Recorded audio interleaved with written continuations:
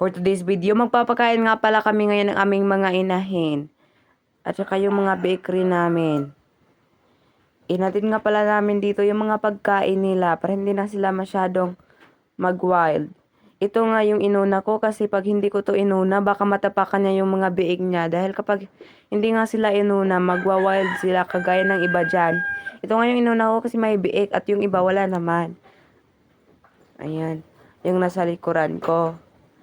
Ito rin gusto rin yung mga gat kapag hindi siya binigyan agad ng pagkain. Gusto niya siya yung nauuna pero hindi naman dapat yun. Yung may anak dapat yung inuuna. Ayan.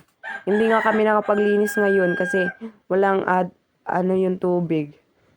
At itong isa na to, sobrang wild. Gusto niya nang lumabas sa kanyang kulungan. Kaya agad kong pinakain. Baka siya makalabas, mahirapan naman kami.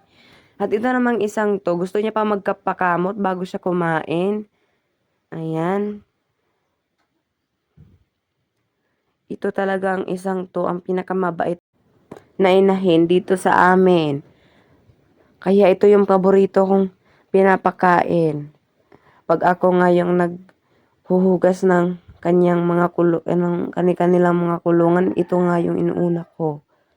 At itong dalawang to, hindi kumakain kaya nilagyan ko na yung hindi nila kinain. Kasi bago pa to, kanina pa to, kaya hindi pa